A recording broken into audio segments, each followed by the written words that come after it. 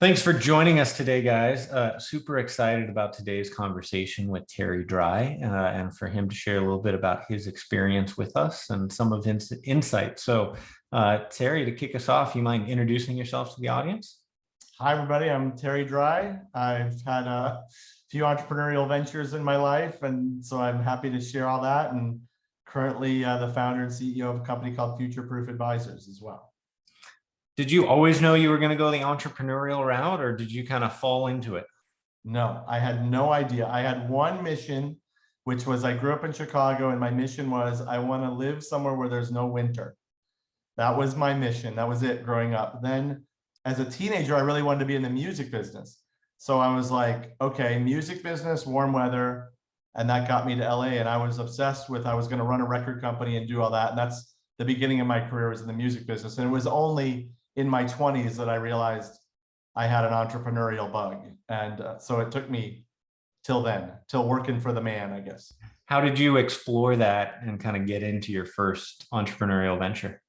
It was, the beauty of being young and kind of naive, of just like, what happened was I worked at a pretty big record company and I was doing well. And then this is like in the late 90s when all of a sudden Napster came along and digital came along. And so there was a consolidation of companies. And so the record company I worked at went from having 200 employees down to 20. And so that was quite a consolidation. And the worst part of it, Liam, was I was one of the 20. So I had the worst survivor's guilt of all time. And what I realized when all that happened was, this is a mess. And I don't know that the record business really gets what's going on with digital. And even though I'm part of this new, bigger thing, and they were great, I have nothing bad to say, everybody was good to me and all that, but I was like, I can do this better, right? And that's the classic entrepreneur, like, and especially, you're in your 20s, you're successful, things are going well. I'm like, screw these guys, I know more than them, I can do it better. And that's kind of how I set out on my way. But it was also because I'm like, I don't want to work for a company that can consolidate like that, that can just cut 100. I don't want somebody else to tell me what to do. And so that's my arrogance as well, shining through. But I was never one who liked authority. So I guess that's what happened. And meanwhile, the authority was really nice to me, and good to me. I just didn't want to do it. Yeah. So that's what set me off. How did that first venture go? What was the kind of trajectory and timeline? Yeah, there were a bunch of ventures within that venture, but the first venture wound up being very successful, and it was sort of the biggest one to date, which it wound up being. We went through several iterations, and it was called Fanscape, and it became one of the very first social media marketing agencies. And so we started in music, and that was my happy accident, which was I came out of the music business, which lent itself to peer-to-peer social marketing really before any other big industry. And I had already seen massive disruption from what digital does to the music business. So I was just kind of lucky that I had been in that experience. And so myself and my business partner, we kind of built from that, and we started doing social media marketing for music. And then it evolved once sort of the world kind of caught up to, oh, this is before MySpace, this is before Facebook, this is before anyone called it social. We were doing this stuff like email marketing. And so then that grew, and then it obviously became huge and big brands did it. And then we moved out of music to big brands who paid a lot more. And then it turned out well, and we sold to a big public company, and that went well. But within that, we had a couple other little ventures, like we had a t-shirt company, a management company, and some other things. So I started, we even started a little record label at one point too, put an album out. So a few ventures within there too, but that was sort of the anchor one.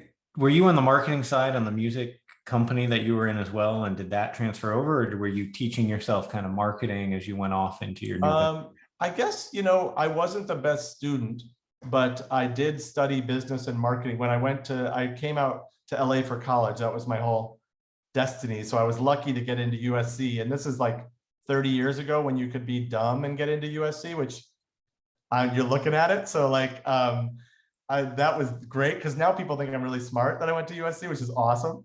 Because I've got them fooled. But I did study like marketing, communications, and business. And then when I went into the music business, I did every job, but mostly marketing jobs, or really it was more what you could call consumer engagement. I was doing what's called artist development and taking artists when we first signed them and trying to help them develop a following and an audience. And that really paid dividends in my career to this day of just understanding consumer behavior. I'm going to leap forward and then come back. So as we leap forward, obviously you had CEO roles in several marketing companies, some of which I believe was owned by Omnicom. Yeah. And when you talk about working for the man and still having independence, kind of what was that dichotomy like for you? Well, it was funny. Once I quit working at the big record company to do my own business, I used to be driven by warm weather. Then it was the music business. Then it was, I never want to work for anyone ever again in my life. And which is probably not dissimilar to entrepreneurs. Do you find that when you talk to entrepreneurs, that that's a common theme? Yeah, that's definitely a component. I remember talking to a mentor and he looked at me and we were talking about, like, I was thinking of going to work for him and he comes back and he goes, "You'll never work for anyone. You're just going to work for yourself. And when you figure that out, you'll be in a better spot." I was like, huh?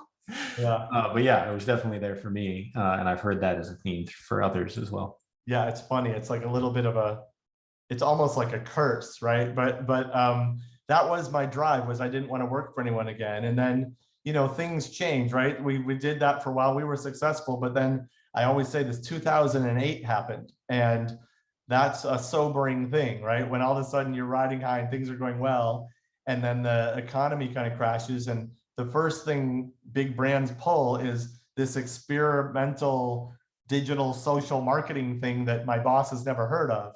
So that was not good for us. So I would say I was sort of scared straight in 2008. Plus it coincided with when my business partner and I had both been married and we both had our first kids. So that puts a different perspective on it, because all of a sudden you're responsible for a bunch of people. And we went from doing really well to losing like a lot of money a month, in a span of probably 3 months. And so that'll change your desires, right? And so the fight or flight kicks in, and then it's like, all right, I got to figure this out. So at that point, we figured it out, we turned it around, and things got better. But I knew as we grew, I was like, I still never wanted to work for anyone, but I knew in order for the business to be successful, we were going to need to sell it in order for it to grow. We had kind of hit a plateau. And we needed to find, I always called Omnicom like our big brother or our bodyguard, which was amazing, like the biggest holding company of agencies. And when we started our business, we didn't even know what an agency was. So like we learned all of that, like what this means, what all this is. And luckily that all worked out, and they wound up being wonderful partners, wonderful owners. And then you go through an earnout period. And then after that, yes, I became an employee, but they kind of trick you, right? Because it's still the business that you ran and you're still running it. So it's a brilliant model where you still think it's your own, even though you know it's not. But they give you a lot of autonomy. If you're doing well, they leave you alone. And if you're not, they don't. And that's kind of how it should be. That makes sense.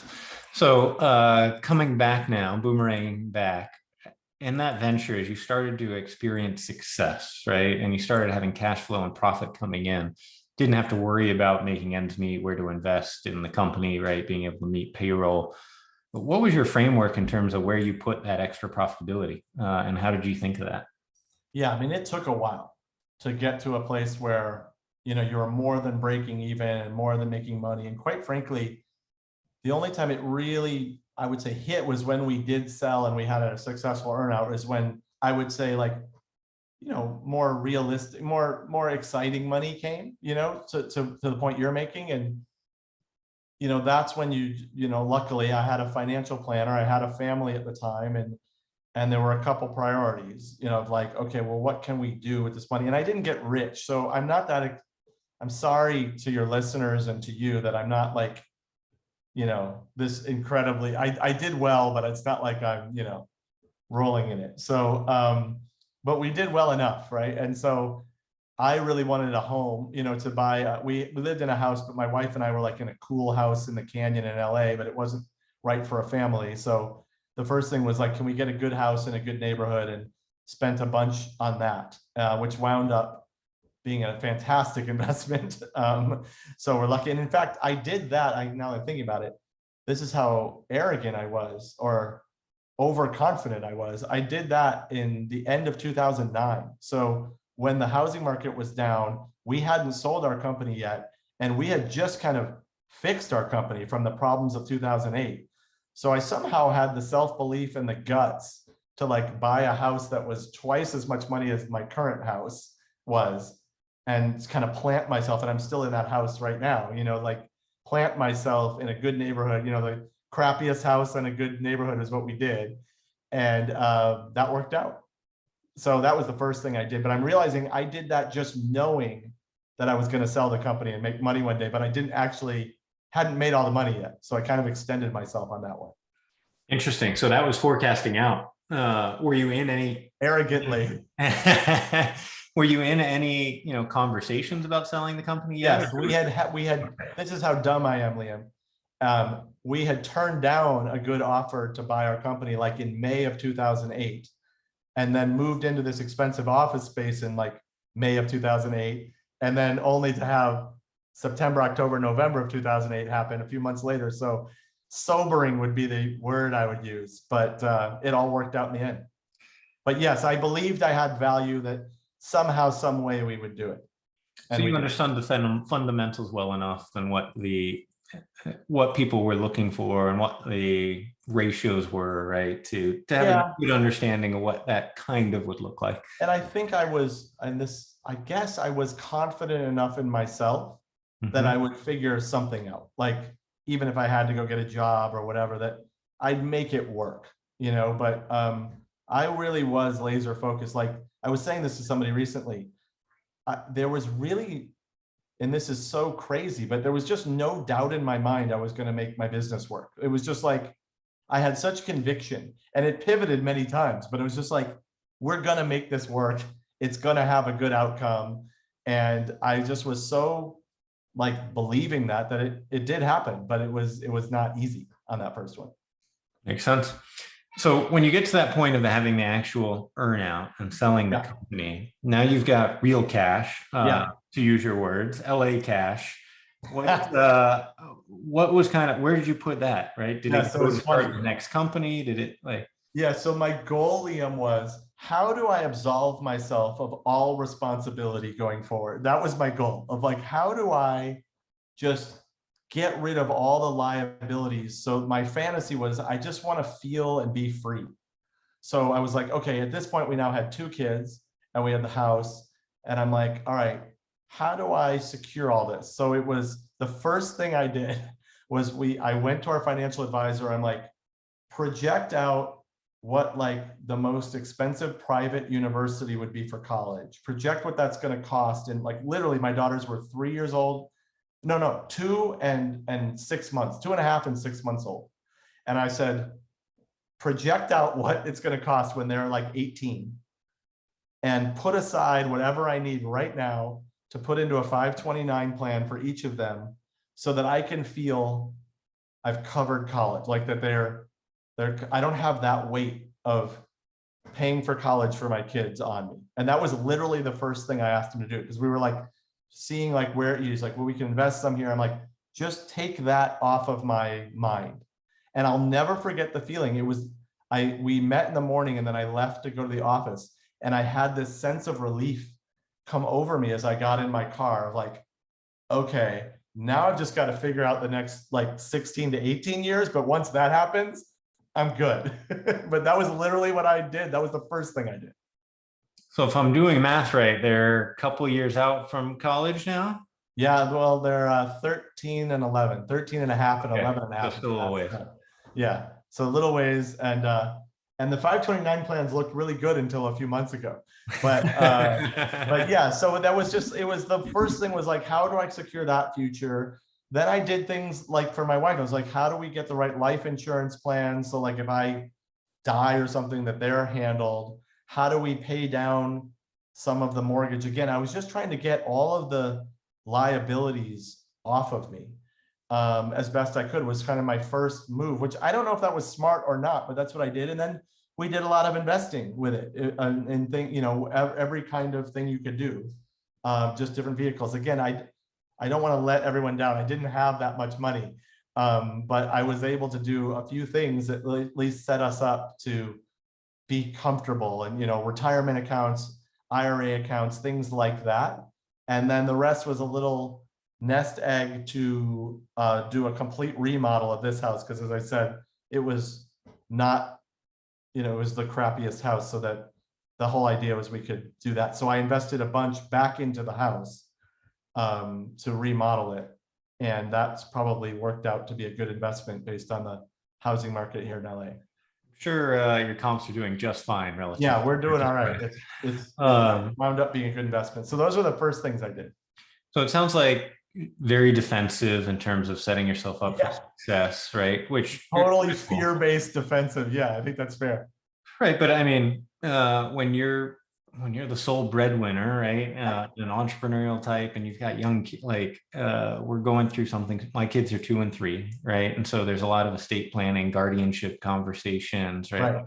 What happens if we're not, right? And Right. you got to be defensive because you never know what's going to happen, right? And so Yeah. I think that makes a ton of sense. And then I recommend getting a good financial planner. Like, I didn't know a lot of this stuff, and like he's like, you have to have a will, and you have to have all these things, and I didn't know, so it was very helpful to have a good financial planner or financial advisor that I could trust to help me. Yeah. And then you mentioned you did a lot of different investments. What was, if you were to pick one of them that either excited you the most or turned out the best for you, right, outside of the home and the defensive strategies, what would that have been? It was just stocks and funds, like I maybe we picked, it was a good idea that we bought Tesla stock, at one point, and things like that. So those are probably the ones that excite me the most, also because they were my ideas. So I think I'm still smart, right? But he had me into different, like a real estate REIT investment and some other just, pretty standard funds and things. But so there wasn't anything, I wasn't super smart there. I mean, I didn't do anything super sexy or different there, to be honest. Following a lot of the guidance, it sounds like, of the planner and yeah, which was relatively, I would say, textbook stuff. I wouldn't say we were doing anything. Maybe this real estate thing, that was a REIT, was interesting, and I liked that because it threw off a little bit of income, every month, which was kind of cool. But yeah, that was nothing too spectacular there. I'm sure you have better stories than mine. As you fast forward and you've got, working for several different companies, more exits, right? You've got more capital that's coming in. Did you essentially just increase the allocations across the investments you had, or did something change where now you're thinking about it differently? So it all changed because then all of a sudden I had a job, right? So I was in this earnout phase, which was good. And then, again, I wasn't unhappy it was good. So I wound up being the CEO of the digital division, and that was good. And but I was like, I better start saving for my eventual next entrepreneurial things. And so any of the other money that came, I started putting into like a separate account, which was like my little nest egg, my play. And in fact, I kind of called it, I was building my own severance package because I wasn't so sure that I was going to get fired ever. And get some like cool golden parachute, which would have been like, that was always, I'm like, that's neat, but I never have gotten that, so it was just like, I'm going to keep putting this money over here, and that's going to be my safety net, or if and when I ever just can't do this anymore and I want to be entrepreneurial again, or I get that I've built up this reserve, this fund, so that I can like make it okay and not feel irresponsible to my family that I'm going to go do this. And that's really where I put other things. I also did other investments. Like, that's actually when we bought, like, we had a good day, right? Several years ago, we bought like Amazon, Apple, Tesla, like, we hit some of those, and that was smart. So those things kind of worked out. Again, they looked a lot better a few months ago, but anyway, so there was a little bit of investing more in just straight stocks. And then there was putting this money away so that I could go have my play, fun, entrepreneurial time again. Did you know what you were going to do next, or were you No. starting to think through that, or was it just, hey, I know I'll probably need capital and let me stick it away? Yeah, I just knew, you know what, I at first I was like, oh, I'm gonna save this and like, what if I could retire as like a 45-year-old? Like, wouldn't that be cool? Um, but I did mention I have a wife and two kids, so that's totally not doable here in LA. Not even near it. But I thought I was so dumb, I thought maybe I could. So I wasn't even close. So then yeah, so no, I wasn't sure. I just was sure that I was probably gonna want to be on my own again. The bigger my company got, and the company I was leading, which was great, we were having success, but the bigger it got, the more I was just like, I don't know if I like this. And I also had this feeling like of stewardship, like it's going to be someone else's turn. Like I built something up, I did it, but I didn't believe in being the guy who was there too long. Like I believed in who's the next one and whose turn is it next, and I'll go do something else. So I always kind of knew that. And so that was why I did it. It was kind of there. And when I started getting the itch to leave and I didn't like it anymore and I felt like I wasn't as all in as I needed to be or should be, that kind of reserve money gave me the comfort or the confidence to quit, which is hard to do when you've got a family. I don't know if you've had that experience. Has that been So when something? I started my career in corporate, so I worked for Nestle, Pepsi, and T-Mobile, procurement, Oh, marketing, procurement guy. sales. Ah, That's where I started, and then I right, quickly went over to the marketing side. right. But yeah, so very familiar with working with agencies and holding companies on the procurement level, and then obviously with more of the individual entities on delivering the ideation and the Nice. marketing outputs, right? But um, there came a point where it was time to walk away, but I didn't have kids yet. It was just my wife and I, and so it was much easier Yeah. at that point, right, to be able to say, great. I think if I had kids, it would have been much tougher. Probably still would have gotten to the same decision, but probably would have put more safeguards in place before leaving or taking the jump. Yeah, it's harder. That's for sure. But yeah, so that was that. So I created that thing, and that was to do two things. It was to sustain me, so like our cost of living, and then it was also to have a fund to invest my own money into my own next venture and the next things I wanted to do. And that's what I did with it, and that's what I continue to do. So as you started thinking about the next venture, what were some of the criteria that you put in place for yourself in terms of what that would look like in terms of what you wanted to do, either the service, the product, your engagement with it, right? Did you have any boundaries or guardrails around what Mm. that next thing looked like? No, it's funny. When I quit the job, it was for the reasons I said of this, like I didn't think I thought someone could do it better, and I thought they didn't need me anymore. And I really wanted time off. I had gone 25 years straight, never had time off. And I just wanted to create. So I tried to make this pretend retirement, I called it. And so for like, I had 2 months off, which is, I had never had anything like that.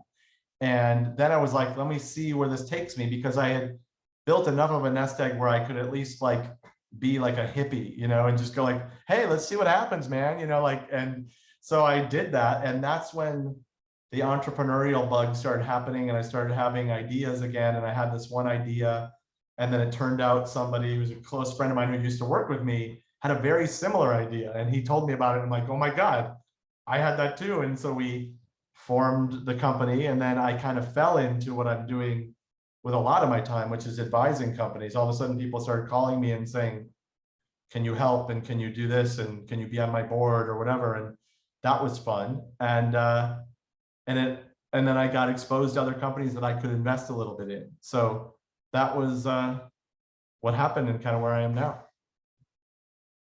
But it was very organic, to answer your question. And now I get your procurement brain. So that's more structured. It wasn't as structured. It was like, let me see what's going to make me happy. Let me see what I believe in. Can I come up with a business that solves problems for people? Is it going to be something that I'm excited about and I believe has you know, a good trajectory? And can I surround myself with the right people and team to make this thing go? And that was really my criteria. And then I was like, let's just run and gun here a little bit and see if we can pull it off. Yeah, that's funny. So my criteria was it had to be local. I didn't want big boys That's true. coming in and taking out, and I didn't want to travel as much. Wanted to be involved in the community. It had to be relationship based because I felt like I was missing that in the corporate world, and it was all fake. And had to be able to grow logarithmically without a one-to-one labor input. And so I set those parameters, and then I went and found more. Then I brought in some of the emotional side of, okay, where can I add value? What does this look like? You know, you're much more articulate than me, and I skipped over that was my thesis. So sorry, because that was probably missing, right? Which was my thing was I wanted to work with some kind of technologies or things that I would consider are future facing that were going to somehow improve the experiences of life for people. That's what I wanted to do, and that's what I was all about. And so another element of what I started doing was volunteering a ton because I just didn't have time for that. So I got on the board of a homeless company, but then I've also been doing mentoring and things at USC and at LMU, which has been really rewarding too, of other entrepreneurs. So I left out that mantra, so forgive me, because that's what came up during my pretend retirement was like, what do I really want to do and what am I all about? And then everything kind of stems from that belief. See, you have some procurement brain in you too. I Maybe guess, a little yeah. itty bitty part, but Yeah, it's that's right. Yeah. there. Cavalier. What's the most exciting thing that you're working on today that Uh, gets your juices flowing when you get up? yeah, right now it's our next venture. So we luckily, the one I was talking about was a company called Reserved, which was essentially like a mobile web-based fast pass for your life was the idea, which was, this is pre-COVID, which was in theory, you would reserve your spot in line anywhere. And our mission was we want to make waiting in line optional. And so that's what we were doing. And it was everything from Jiffy Lubes to coffee shops to whatever it could be to sort of eliminate wasting time. And that was using technology to make the human experience better. And that was our thing. And luckily we merged with another company and they took it way further. And then they recently just sold to the company Clear that you see in the airports. And so it's a really exciting outcome there. So now on the heels of that, the next one is I have this mission, and this is, and maybe you have this experience, but I have my in-laws and my parents that are in their 70s and 80s, and they really struggle with technology. And I've wound up being one part mentor, coach, teacher, and one part Geek Squad technology fix-it person. And I find that everyone who's middle-aged like me, which I hate that I'm middle-aged, but I am, has this issue, you know, where this whole world of technology is just kind of passed by the biggest generation, the greatest generation, and actually the most wealthy generation, right? And a lot of us wind up like Christmas Day winds up, hey, can you fix this? Can you teach me this? Can you, and you're working. And so I'm just like, there's got to be a better way to do this. And so we've kind of set out on our next venture, which is called Smarter, to kind of develop sort of a high-tech, high-touch, essentially like a concierge, essentially a proxy for me, somebody who's going to come not only physically with my parents to help with things and teach them things, but also virtually and through a platform to teach them and get them sort of more technologically native. And it's all with the inevitable future of senior citizens wanting to age in place and telehealth and all the technology that's coming. I want to have technology serve them rather than scare them. And that's our mission, is to make, again, use technology to make people's lives better. So that's the next venture we're working on. So I have one part of my life where I advise companies, which is great. And then another part where we venture build. And this is the one we're doing next. And that's the one that really excites me because it's really fun to solve a problem and to have my mom not call, as much as I love my mom, to have her not call me and have somebody who actually knows what they're doing, because I just think I know what I'm doing. It's pretty cool. Real help. Yeah. Not our Professional. fake. Yeah, professional. That's a good word. It's funny. I look at some of the younger people that we've hired in the company, and I realize that I'm quickly becoming that target demographic that you talked about, right? And I'm even light years ahead of where they are. Yep. But light years behind of where the younger generations are and their use and that adaptability. And I'm sure that will be a continual cycle, right? For the platform and for the company to be able to, doesn't matter who's there, right? There's always going to be someone who's behind that needs Yeah, to. it's funny. I have people ask me, they're like, well, what happens when they learn everything? I'm like, the speed of change, it's like, there's always something new and there's just different ways to enhance their life. And I've been living this with my in-laws who are long distance and my parents who are out here now. I got them to move from Chicago too. It's interesting when you bring in Alexa or you bring in a Ring doorbell. It's a whole new world, but getting them comfortable with it and just watching how it improves their life is pretty awesome. It's amazing what some of those just small things we take for granted, how they can impact people in such a meaningful way, which is great. Yeah. So, Yeah. as we're wrapping up, Terry, what's the best way for the audience to be able to connect back with you? Yeah, I think the easiest way is you can find me on LinkedIn, and Terry Dry is my name. You can find me there, but also you can go to our website at futureproofadvisors.com, which is, a big part of our business is mentoring, coaching, networking, connections, all these things to just help, emerging and mid-sized businesses, future-proof themselves for the future and transcend any barriers that, that they need to achieve bigger, better outcomes. And that's like the majority of my life as well. So people can find us there too. And it's been really fun helping companies. I've kind of been successful myself. So I'm at this point where it's really fun to help others be successful. That's awesome. Yeah, you've defied the odds several times over, right? I'm probably in a very elusive and illustrious class. No, that's very nice of you. I've been fortunate and I've been lucky, and yeah, and you just try to not be a jerk and be a good person, and usually good things happen. Yeah. Very cool. I appreciate you sharing the insights today, Terry. No, I appreciate it. Thanks for having me on. I hope this is helpful for people. That 529 plan, go get it. The college prices are only going up, right? Apparently, yeah, it's crazy. Excellent. Thanks, Terry. Thank you.